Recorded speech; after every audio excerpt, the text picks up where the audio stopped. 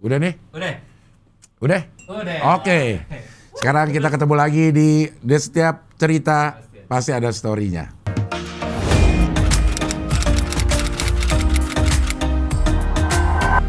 Ini konten yang sangat gue suka karena banyak yang kirim ceritanya dan cerita-ceritanya itu bisa nambah apa ya namanya wawasan.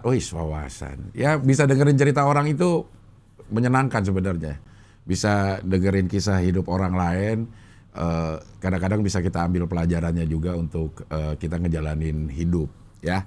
Nah salah satunya cerita dari dia nggak mau disebutin namanya nih. Assalamualaikum Cing Abdel, semoga Cing, keluarga, Encing dan tim Studio 9 sehat selalu. Amin.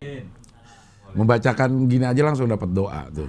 Itu luar biasa memang. Doa itu doa yang baik akan kembali kepada yang mendoakannya, mudah-mudahan ya. Mohon nama email saya dibiarkan anonim. Oke. Anonim itu artinya apa ya? Gak bernama dah. Oke. Saya laki-laki berusia 25 tahun.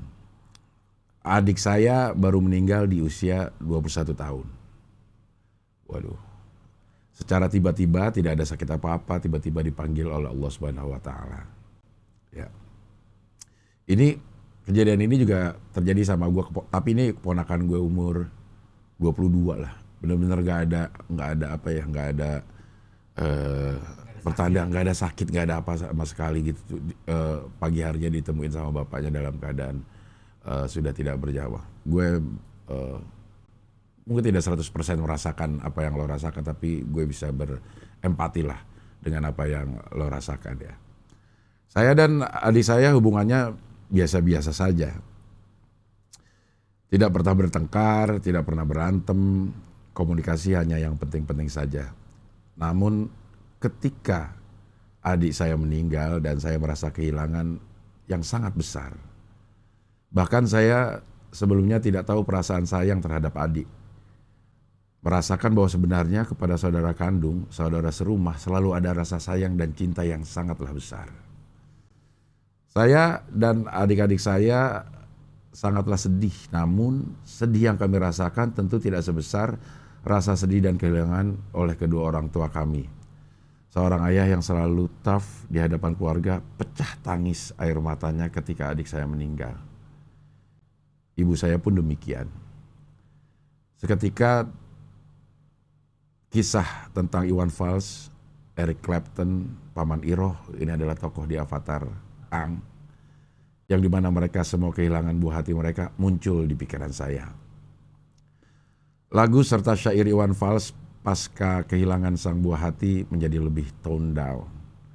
Sayatan gitar Eric Clapton yang penuh dengan progresivitas pun sekarang lebih banyak diisi oleh akustik gitar yang lebih menenangkan jiwa. Paman Iroh yang tadinya merupakan jenderal yang kejam dan lalim pun berubah 180 derajat ketika anaknya meninggal. Iwan Fals itu lagu waktu kehilangan Galang Rambu Anarki juga menciptakan lagu, kalau nggak salah judulnya Hadapi Saja. Bagaimana dia mencoba membuat dirinya dan lingkungannya untuk merelakan karena ada salah satu liriknya. Kini dia bukan milik kita, dia kembali kepada pemiliknya. Kalau nggak salah gitu ya. Judulnya Hadapi Saja juga kalau nggak salah tuh.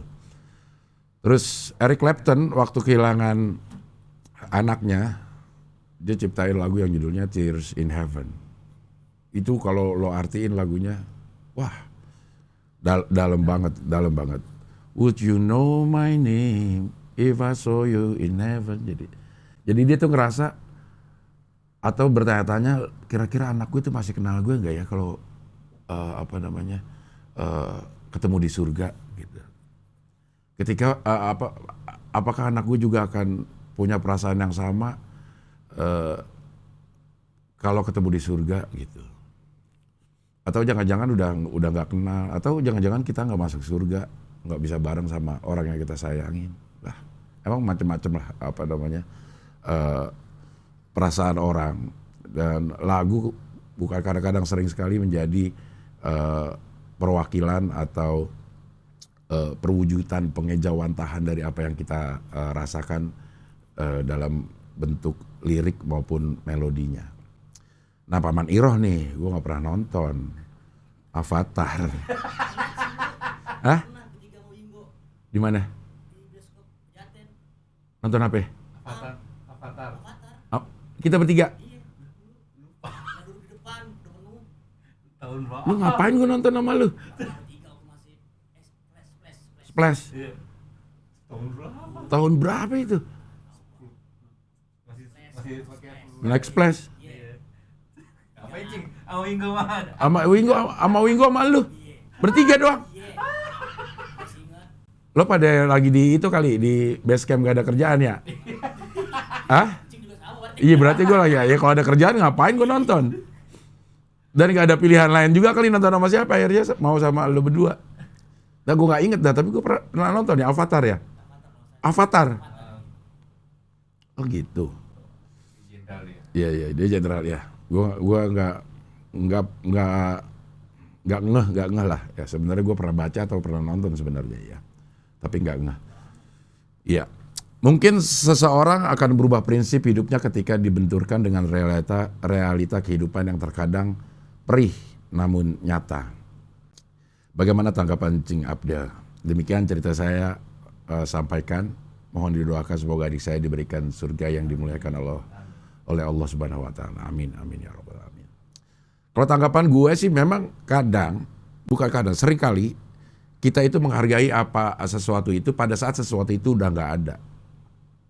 Kita sering menyadari bahwa sesuatu itu bernilai pada saat sesuatu itu udah nggak dalam genggaman kita atau udah nggak dalam penguasaan kita. Barang-barang ya, nggak usah orang ya, barang-barang kadang-kadang kita juga kurang menghargai. Gunting kuku, begitu ada mah lo biasa aja. Tapi begitu lo perlu dan lo nggak ketemu, ya Allah, perasaan itu gunting kuku sesuatu yang berharga banget sampai lo cariin ke sana kemari gitu. Padahal keberadaannya selama ini ya begitu-begitu aja, begitu selesai lo pakai lo buang malah. Maksudnya lo taruh di mana sampai lo juga nggak apal itu ada di mana gitu. Tapi pada saat lo membutuhkannya dan nggak lo temuin, lo nyari lagi begitu habis dipakai dibuang lagi aja. Manusiawi kali ya, remote TV sama itu. Keberadaannya mah kalau lagi ada ya kita biasa aja ya udah. Cuek aja ya, ini memang harusnya ada di sini tapi begitu nggak ada lo ini buset. Ternyata penting banget. Nggak enak banget nonton nggak megang remote TV. Mau gedein, mau balikin channel. Wiper di mobil. Ya elah, bener-bener dah. Lo nggak hujan nih lagi bisa nih wiper lo nih. Biasa aja dah. Coba pas hujan wiper nggak bisa. Kalang kabut lo. Nggak. Itu mungkin salah satu spare part mobil yang luput dari perhatian lo gitu saat lo sibuk modif pelek, kasih body kit, tip, radio, itu mungkin terlupakan tapi begitu enggak berfungsi baru berasa dulu,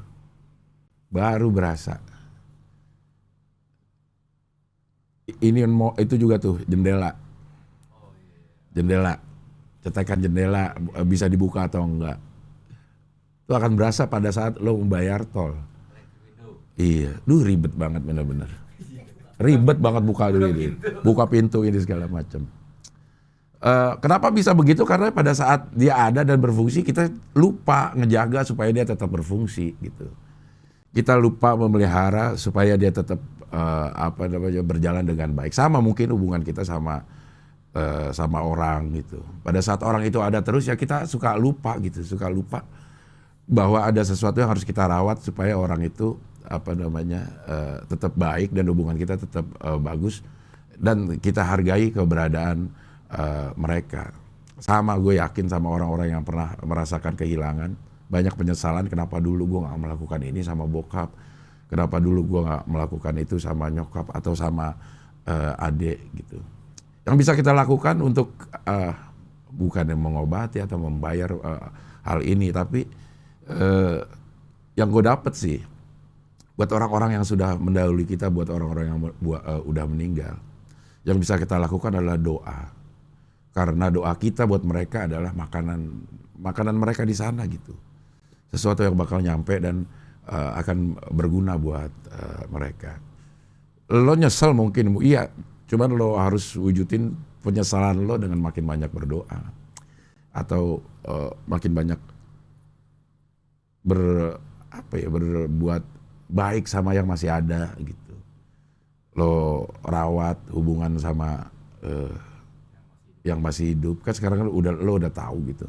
Ternyata waktu hidup menyia-nyiakan begitu banyak waktu yang sebenarnya bisa lo lakuin untuk hubungan yang lebih baik antara adik sama kakak. Ini juga terjadi sama Enda Ungu waktu gue wawancara. Ini tayang setelah Enda Ungu ya. Lo lihat di wawancara gue sama Enda Ungu. Dia juga ngerasain begitu ayahnya meninggal. Banyak rasa kehilangan dan rasa bahkan dia baru menyadari bahwa betapa hebatnya ayahnya begitu ayahnya udah meninggal. Banyak yang merasakan ini, lo bukan lo sendiri, jadi jangan ngerasa terlalu bersalah atau apa, tapi lanjutin hidup dengan memperbaiki apa-apa yang menurut lo bisa diperbaiki. Yang pasti kalau lo udah ngerasa hubungan adik kakak nggak terlalu bukan harmonis ya, nggak terlalu hangat ya, lo harus nyalain apa percikan-percikan api yang bisa bikin keluarga lo lebih hangat. Dan lo udah tahu juga bahwa bokap dan nyokap lo pasti sudah merasakan kesedihan yang lebih dari lo. Ya itu jadi modal lo untuk memperbaiki hubungan. Begitu, tidak bisa disebut namanya, tapi ini bisa jadi apa namanya ya, ibroh ya kalau itu pelajaran ya, tonjokan mungkin buat kita semua yang menganggap hubungan sama keluarga itu ya adik kakak karena kita lahir dari rahim yang sama gitu. Ya udah jalan begitu aja gitu. Padahal di satu sisi kita sama teman kok bisa care banget gitu. Sama teman bisa perhatian banget, sama teman bisa solidaritasnya sangat tinggi gitu. Tapi kenapa sama keluarga kita nggak bisa gitu. Permasalahannya adalah di diri kita. Mau nggak kita melakukan apa yang kita lakukan ke teman, dilakukan kepada keluarga kita. Bukan masalah mau ya sebenarnya, harus mau gitu. Harus mau lo melakukan itu supaya dapat keluarga yang lebih harmonis atau lebih hangat, lebih family lah, merasakan family lah di keluarga lo. Begitu, sayang sekali tidak bisa disebutkan namanya, mudah-mudahan bisa jadi pelajaran buat kita semua. Sekali lagi gue sangat senang sama acara ini karena gue bisa tahu banyak kisah dan jadi pelajaran buat gue juga. Buat yang dengar juga mudah-mudahan bisa diambil hikmahnya. Buat yang pengen cerita apapun ceritanya silakan kirimkan ke emailnya di studio9.gmail. Lupa mulu gue dah. studio9.palapa@gmail.com ya, di deskripsinya ada. Silakan lo mau cerita apa aja nanti gue akan bacain. Dan kalau lo minta tanggapan gue akan tanggapin. Kalau lo nggak minta tanggapan gue tetap tanggapin. Berapa menit ini? 14 menit ya. Oke, kalau begitu sampai jumpa lagi di Setiap Cerita Pasti Ada Story-nya.